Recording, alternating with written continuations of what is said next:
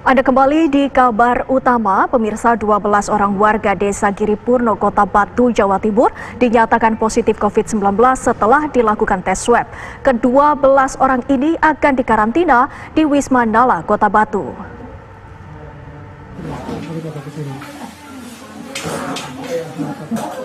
Jumlah penderita positif COVID-19 di desa Giripurno, Kecamatan Bumiaji, Kota Batu, Jawa Timur meningkat. Sebelumnya pasien positif hanya 4 orang, kini bertambah menjadi 16 orang positif COVID-19. Penambahan penderita positif COVID-19 ini setelah Dinas Kesehatan Kota Batu melakukan swab kepada 26 orang, yang sebelumnya pada rapid test dinyatakan reaktif pada tanggal 26 Mei lalu. Dan didapatkan hasil 12 orang dinyatakan positif COVID-19. Kalau sekarang 12, kemudian yang di rumah sakit ada 3, yang meninggal 1, berarti ada 16, ya ada 16 kalau tadi 1 meninggal. Untuk yang hasil swabnya positif, ini rencana di karantina di mana, Pak?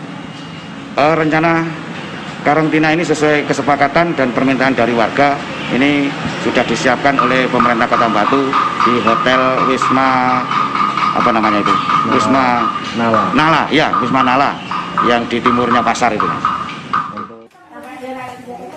Hasil ini menambah catatan kasus positif di desa Giripurno mencapai 16 orang, dari awalnya hanya 4 orang. Rencananya ke-12 orang yang telah dinyatakan positif ini akan dilakukan evakuasi hari Selasa menuju tempat karantina di Wisma Nala, Kota Batu. Dari Batu, Jawa Timur, Edi Cahyono, TV One mengabarkan. Dan pemirsa, langsung saja kita berdialog dengan juru bicara COVID-19 Kota Batu, Jawa Timur. Sudah ada Bapak M. Kori. Selamat malam, Pak Kori. Terima kasih atas waktunya bersama kami di Kabar Utama. Selamat malam, Mbak Windy. Pak Kori, ini berapa tepatnya penambahan kasus COVID-19 di Batu, di Kota Batu, Pak? Ya, memang penambahan COVID di Kota Batu memang untuk hari ini memang ada kenaikan yang cukup signifikan. Kalau yang sebelumnya kita selama PSBB kita memang ada kenaikan 5. Dari 7 sebelum PSBB terus ada kenaikan 5. Kenaikan 5 pun itu sebenarnya mereka adalah berstatus PDP. Kebetulan memang harus menunggu swab.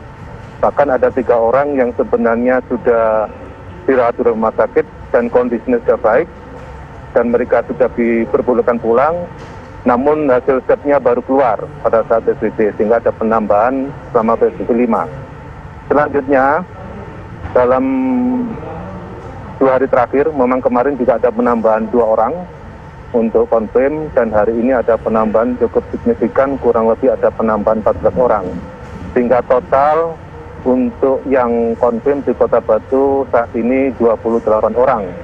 Dari 28 orang tersebut, 3 orang dinyatakan sembuh, 1 orang meninggal, dan yang sedang dirawat di rumah sakit ada 8, sedangkan yang isolasi mandiri 16 orang. Itu gambarannya kondisi pasien konfirm yang ada di Kota Batu.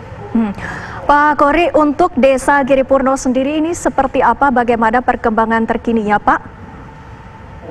Ya, memang untuk desa Giripurno itu sebenarnya sudah kita petakan. Artinya melihat dari hasil tracing yang dilakukan oleh Dinas Kesehatan, memang ada titik-titik tertentu yang menjadi pusat persebaran konfirm yang ada di Kota Batu. Yang pertama adalah memang yang ada di desa Giripurno. Kebetulan desa Giripurno ini adalah penghasil sayur yang terbesar yang ada di Kota Batu, yang selama ini mensuplai kebutuhan sayur di kota besar, terutama di Surabaya dan Sidoarjo. Nah, inilah yang menjadi salah satu titik potensi persebaran ada pengangkutan barang sayur dari Kota Batu yang ke Surabaya. Nah, itu sebagian besar ada di warga di desa Giripurno. Itu yang kedua adalah di pasar. Ini tetap juga ada kaitannya dengan masalah para pedagang. Maka dari itu melihat potensi persebaran seperti itu, maka Dinas Kesehatan melakukan tracing kepada warga di Giripurno. Kebetulan peserta pasien konfirm yang pertama itu ada tanggal 6 Mei. Itu salah satunya memang ada aktivitas untuk mengirim sayur ke luar kota. Nah, akhirnya dilakukanlah tracing oleh Dinas Kesehatan dan langsung dilakukan rapid test. Rapid test untuk warga Giripurno kurang lebih hampir 585 orang. Dan hasilnya kurang lebih 46 orang reaktif. Nah, melihat kondisi ini, lalu dari pemerintah kota, terutama dari Dinas Kesehatan, mengambil langkah cepat, artinya melakukan isolasi karantina lokal yang dilakukan di Desa Giripurno yang ada di 7 RW. Selanjutnya, dari warga yang hasil rapid testnya reaktif, langsung dilakukan swab test. Kebetulan yang baru keluar memang hari ini, tadi kebetulan keluar untuk di Giripurno 13, sementara ada di Desa Beji 1. Sehingga itulah yang mendorong peningkatan jumlah pasien positif yang ada di Kota Batu. Nah, langkah-langkah yang kita lakukan dalam rangka untuk penanganan ini, yang pertama sebenarnya kita sudah tepat, artinya melakukan isolasi dalam rangka untuk meminimalisir persebaran itu. Nah, setelah dengan ketahuannya konfirm ini, sudah barang tentu yang pertama kita harus melakukan isolasi terhadap warga yang memang sudah dinyatakan positif. Itu yang pertama. Kebetulan memang kondisinya saat ini memang kondisinya sehat, artinya tidak ada gejala yang mengarah pada gejala umumnya konfirm positif, misalnya batuk, pilek, demam. Kebetulan orangnya ini memang OTG, artinya OTG orang-orang ini yang dinyatakan positif ini memang pernah ada kontak dengan pasien konfirm yang ada di Giripurno. Maka dari itu yang diutamakan kemarin dari Dinas Kesehatan untuk sementara dilakukan isolasi mandiri supaya tidak terjadi persebaran ke yang lain. Itu yang pertama. Yang kedua, kita akan melakukan tracing ulang. Meskipun kemarin hasil tracingnya negatif, karena ini ada yang positif, terutama yang keluarga dekat dan juga dengan tetangga-tetangga, untuk memastikan bahwa yang bersangkutan betul-betul memang kondisinya sehat atau paling tidak bisa kita tahu kondisinya saat ini. Itu yang kedua, ya seperti itu.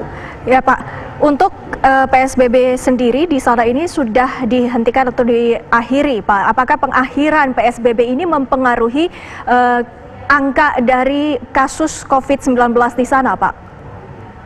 Sebenarnya tidak juga. Artinya pada saat kasus ini sebenarnya kan sudah kita ketahui, sudah kita petakan pada saat PSBB itu.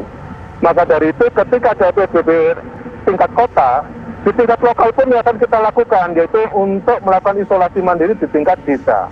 Artinya sebenarnya itu sudah bisa kita mitigasi, sudah kita kontrol. Memang kondisinya pada saat itu yaitu terjadi interaksi terutama dari pedagang sayur kita yang mengular ke Surabaya. Kebetulan Surabaya adalah sebagai episentrumnya. Nah, maka dari itulah kita saat ini sedang melakukan pencegahan bagaimana sekarang sayur itu memang dibutuhkan di warga Surabaya.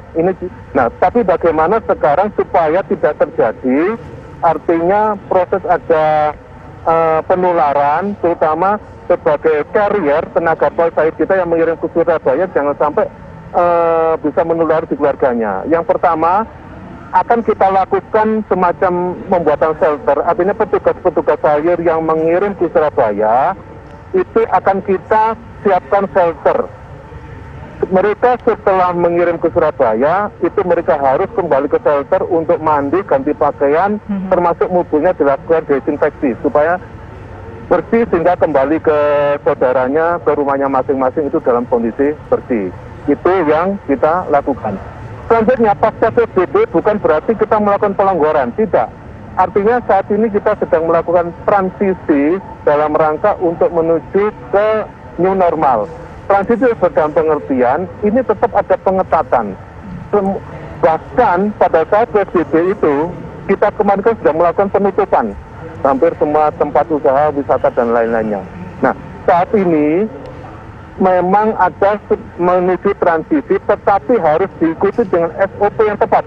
Artinya pelaku usaha boleh melakukan usaha, tetapi dengan catatan yang pertama, memastikan mereka harus menyiapkan SOP secara ketat, dan itu nanti akan dinilai dan dievaluasi.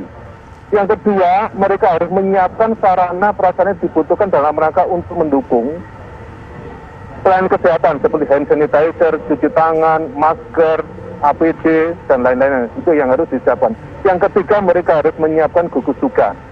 Yang berikutnya, kemarin bisa hasil rapat evaluasi dengan Bu Gubernur, Pak Pangdam, Pak Kapolda, akan diupayakan dalam waktu 14 hari ini, mulai tanggal 1 sampai tanggal 14, upaya untuk mendisiplinkan masyarakat, ditempatkan TNI, Polri, Perhubungan, BPBD, Satpol di tempat-tempat strategis dalam rangka untuk mengawasi, paling tidak cukup mempersuasi kepada masyarakat supaya mengikuti protokol kesehatan. Baik, Pak Gori, selain dari semua yang telah disediakan, baik itu dari TNI Polri, juga harus ada kesadaran dari masyarakat juga untuk menjaga kesehatan masing-masing. Terima kasih Pak Gori atas dialognya bersama kami di Kabar Utama.